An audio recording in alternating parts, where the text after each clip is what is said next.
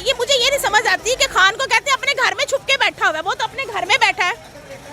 और तुम्हारा बाप कहाँ बैठा है? वो लंदन में क्या उधर रेवड़ियाँ तकसीम करने गया है? वो लंदन में रेवड़ियाँ तकसीम करने गया 4 साल से। वहाँ क्या कर रहा है जाके? कौन से डॉक्टर से कौन सा इलाज करवा रहा है? जिसकी बेटी तो छोटी सी सर्जरी करवा के भी आ गई, वो एक छोटे से टेस्ट करवा के नहीं आ सका अभी तक। वो तो हॉस्पिटल की शक्ल नहीं देख पाया। ऐसा ये खानदान है। और हम लोगों को कहते हैं कि ज़मान पाक में इनकी फीमेल्स के साथ ये होता है वो होता है। तुम लोग कैसे ओशे खानदान से ताल्लुक़ रखते हो? अपनी बेटी को छोड़ा हुआ है, खुद भाई भी बाहर, बाप भी बाहर, और उसकी इतनी गंदी और गलीज़ ज़ुबान कि जो शरीफ फैमिलीज बैठ के अपनी बहनों बेटियों के साथ सुन नहीं सकती। लेकिन चूंकि माशाल्लाह से ये शरीफ खानदान है ना, एक बाबरा शरीफ थी और एक नवाज शरीफ है, और अब ये तीसरी मरियम शरीफ आ गई है तो ये मरियम सफदर माशाल्लाह से गिराजन है, आप सबको पता ही है। लेकिन फिर भी हम कहते हैं कि ये जैसी भी है, लेकिन कम से कम इसको हमारी फैमिली, हमारी पीटीआई टाइग्रेसिस के बारे में गंदी जुबान इस्तेमाल करने से पहले इसको 100 बार सोचना चाहिए। क्योंकि तुम वजू करके भी आ जाओ तो तुम वो नहीं हो सकती हो जैसी हमारी ये टाइग्रेसिस हैं। तुम इनका क्या मुकाबला करती हो? इसलिए मेरी फीमेल्स के बारे में कभी कोई बात मत करना।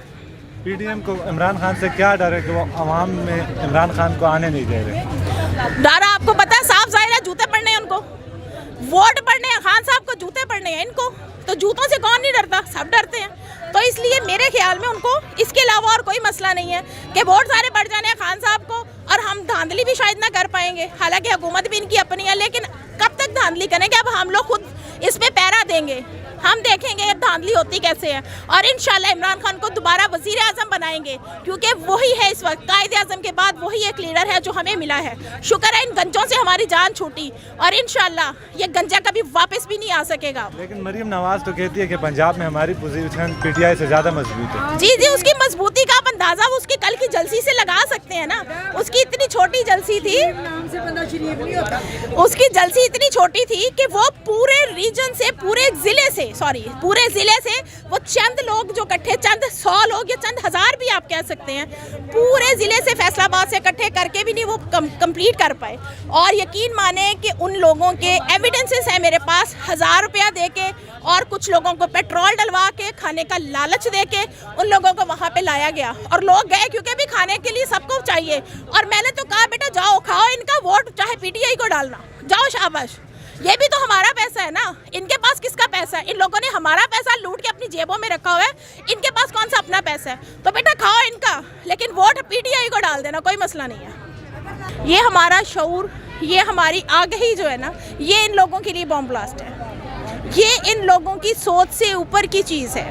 खान साहब एक रैली का ऐलान करके इनका तरा निकाल के रख देते हैं, और बाद में ये पछताते रह जाते हैं कि ये हुआ क्या हमारे साथ। खान साहब माशाल्लाह से वो खेलते हैं आउट ऑफ क्लास। वो बंदा क्रिकेट में भी ऐसा था, वो सियासत में भी ऐसा ही है, तो उसकी गर्द को भी नहीं पहुंच सकते। एक तरफ इमरान खान कहते हैं कि इमरान खान ज़मान पार्क में छुप कर बैठे हैं, और दूसरी तरफ जब इमरान खान रैली का आगाज़ करते हैं या डेट देते हैं तो फौरी रात 12 बजे दफ़ा 144 नाफिज कर दी जाती है। जी, ये दफ़ा दूर भी नहीं ना होते, इसीलिए तो ये दफ़ा 144 लगा देते हैं, क्योंकि ये हो नहीं सकते हैं। और ये खान को कहते ज़रूर है कि ये बाहर निकले, लेकिन इतने डरते हैं। आप ये देख लें कि दफ़ा 144 रात 12 बजे लग जाती है।